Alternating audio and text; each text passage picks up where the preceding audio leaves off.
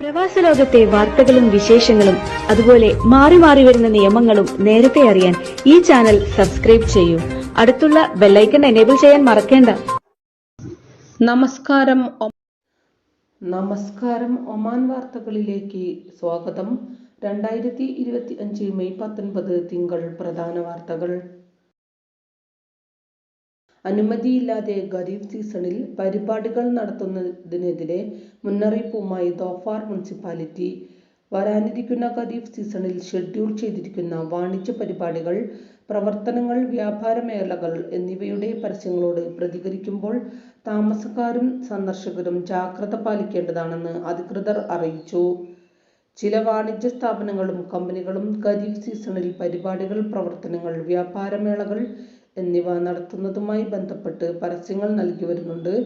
താൽപ്പര്യമുള്ളവർ രജിസ്റ്റർ ചെയ്യണമെന്നും ഇതിനായി ഫീസ് അടയ്ക്കണമെന്നും പറയുന്നുണ്ട്. ഈ സ്ഥാപനങ്ങളിൽ ബന്ധപ്പെട്ട അധികാരികളിൽ നിന്ന് ലൈസൻസ് നേടിയിട്ടുണ്ടെന്ന് പൊതുജനങ്ങൾ ഉറപ്പാക്കണം. സംശയാസ്പദമായോ ലൈസൻസ് ഇല്ലാതെയോ ആയ പ്രവർത്തനങ്ങളും പരസ്യങ്ങളും റിപ്പോർട്ട് ചെയ്യണമെന്നും മുനിസിപ്പാലിറ്റി ആവശ്യപ്പെട്ടു.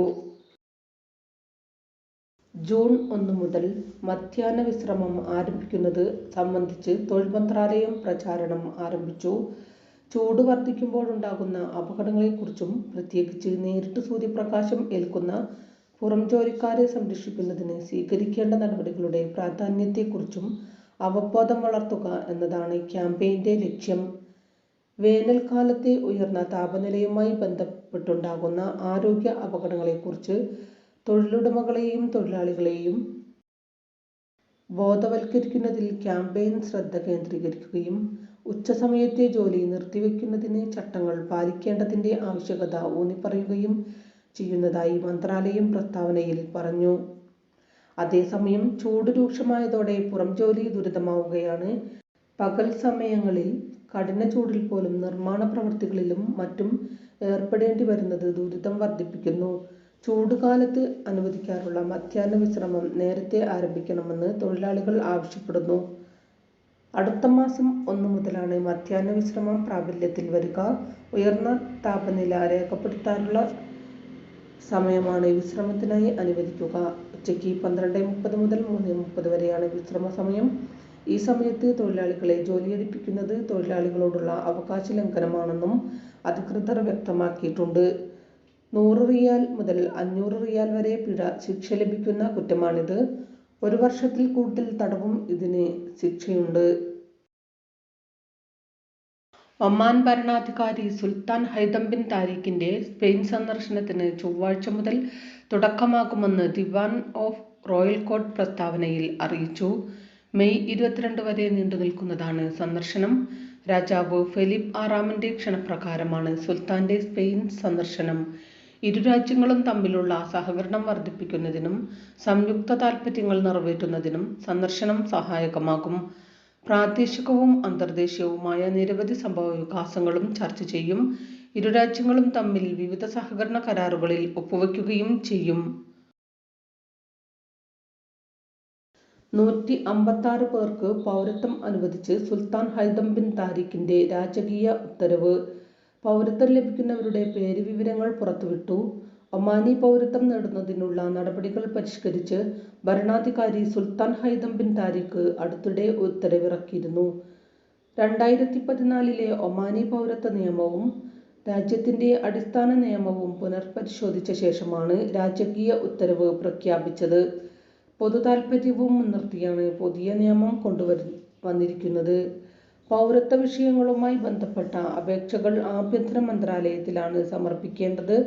മന്ത്രാലയം അപേക്ഷകൾ പഠിക്കുകയും ചട്ടങ്ങളിൽ പ്രതിപാദിച്ച നടപടിക്രമങ്ങളും നിയന്ത്രണങ്ങളും അനുസരിച്ച് തീരുമാനം കൈക്കൊള്ളുകയും ചെയ്യും. കാരണങ്ങൾ വ്യക്തമാക്കാതെ ഏതൊരു അപേക്ഷയും മന്ത്രാലയം തള്ളാം. പൗരത്വ വിഷയങ്ങളും അതുമായി ബന്ധപ്പെട്ട തർക്കങ്ങളും പരിഗണിക്കാൻ കോടതികൾക്ക് അധികാരമുണ്ടാകില്ല എന്നും ഉത്തരവിൽ വ്യക്തമാക്കുന്നു. ചൂട് കനക്കുന്നതിനിടെ വേനലവധിക്ക് തയ്യാറെടുത്ത് രാജ്യത്തെ വിദ്യാലയങ്ങൾ. അടുത്ത മാസം മുതൽ വിദ്യാഭ്യാസ സ്ഥാപനങ്ങൾ മാസങ്ങൾ നീളുന്ന അവധിക്കായി അടച്ചു തുടങ്ങും. വ്യത്യസ്തമായ തീയതികളിലാണ് ഒമാനിലെ വിദ്യാലയങ്ങൾ അടയ്ക്കുക. ചില ഇന്ത്യൻ സ്കൂളുകളിൽ ചെറിയ ക്ലാസുകൾക്ക് അവധിക്കാലം ഈ മാസം അവസാനത്തോടെ തന്നെ ആരംഭിക്കും. അവധി ഏകദേശം 2 മാസത്തോളമാണ്. പോയ വർഷങ്ങളെ അപേക്ഷിച്ച് ഇത്തവണ അവധി ദിനങ്ങൾ കുറവാണ്. മുമ്പ് 2 മാസത്തിലധികം അവധി ലഭിക്കുമായിരുന്നു. ജീവനക്കാരുടെ അവധി നാളുകളിലും കുറവുണ്ടാകും. ഔദ്യോഗികമായി അവധി ആരംഭിക്കുന്നതിന് തൊട്ടുമുമ്പ് വാരാന്ത്യ അവധി ദിനങ്ങൾ ആയതിനാൽ അവധികളുടെ എണ്ണത്തിൽ ചെറിയ വർധനവുണ്ടാകും. വിദ്യാലയങ്ങൾ ഔദ്യോഗികമായി അടയ്ക്കുന്നത് കാത്തിരിക്കാതെ തന്നെ വാരാന്ത്യ അവധിക്ക് തന്നെ ജീവനക്കാരും വിദ്യാർത്ഥികളും ഉൾപ്പെടെയുള്ളവർക്ക് അവരുടെ നാടുകളിലേക്ക് യാത്ര തിരിക്കാനാകും. ഇത് കണക്കിലെടുത്തുകൊണ്ടാണ് മിക്ക പ്രവാസികളും വിമാന ടിക്കറ്റുകൾ ബുക്ക് ചെയ്തിട്ടുള്ളത്. ഗുരുതരമായ ആരോഗ്യ ശുചിത്വ ലംഘനങ്ങൾ കണ്ടെത്തിയതിനെ തുടർന്ന് നിരവധി സ്ഥാപനങ്ങൾ അടച്ചുപൂട്ടി ധോപ്പാർ നഗരസഭ. ആരോഗ്യകാര്യ വകുപ്പിലെ ആരോഗ്യ നിയന്ത്രണ വിഭാഗം നടത്തിയ പരിശോധനയിലാണ് നടപടി. ധോപ്പാർ ഗവർണറേറ്റിലുടനീളം നടന്ന പരിശോധനയിൽ 12 സ്ഥാപനങ്ങൾക്കാണ് താഴിട്ടത്. സലാല നഗരത്തിലെ വിവിധ റെസ്റ്റോറന്റുകൾ, കഫേകൾ, ഫിഷ് ഗ്രില്ലിംഗ് സ്റ്റാളുകൾ, ഹെർബൽ ഷോപ്പുകൾ, മാംസവില്പനശാലകൾ എന്നിവയുൾപ്പെടെ നിരവധി വാണിജ്യ പ്രവർത്തനങ്ങൾ ലക്ഷ്യമിട്ടാണ് പരിശോധനകൾ നടത്തിയത്. മസ്കത്ത്, ദാഖിലിയ, ബാത്തിന ഗവർണറേറ്റുകളിൽ ഉൾപ്പെടെ ആരോഗ്യ സുരക്ഷാ മാനദണ്ഡങ്ങൾ പാലിക്കാതെ പ്രവർത്തിച്ചുവന്ന ഭക്ഷ്യോൽപ്പന്ന വില്പനശാലകൾക്കെതിരെയും കഴിഞ്ഞ ദിവസം നഗരസഭകൾ നടപടി സ്വീകരിച്ചിരുന്നു. ലോകകപ്പ് യോഗ്യതാ മത്സരങ്ങൾക്ക് മുന്നോടിയായുള്ള ഒമാന്റെ അന്താരാഷ്ട്ര സൗഹൃദ മത്സരങ്ങൾ നാളെയും ഈ മാസം 28-നും ആയി നടക്കും.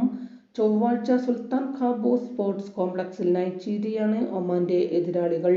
28-ന് ലെബനനെയും നേരിടും. യോഗ്യതാ മത്സരങ്ങൾക്കൊരുങ്ങുന്നതിനായി ദേശീയ ക്യാമ്പ് മസ്കത്തിൽ പുരോഗമിക്കുകയാണ്. ഇതിന്റെ ഭാഗമായാണ് സൗഹൃദ മത്സരങ്ങൾ കളിക്കുന്നത്. സൗഹൃദ മത്സരങ്ങളിൽ മുഴുവൻ താരങ്ങൾക്കും അവസരം ലഭിച്ചേക്കും. മികച്ച പ്രകടനം നടത്തുന്നവരായും യോഗ്യതാ മത്സരങ്ങളിലേക്ക് പരിഗണിക്കുക. അടുത്ത മാസം 5-ന് ജോർദാനെതിരെയും 10-ന് ഫലസ്തീനെതിരെയുമാണ് ഒമാന്റെ ലോകകപ്പ് യോഗ്യതാ മത്സരങ്ങൾ. ഒമാൻ താപനില വീണ്ടും ഉയർന്നു.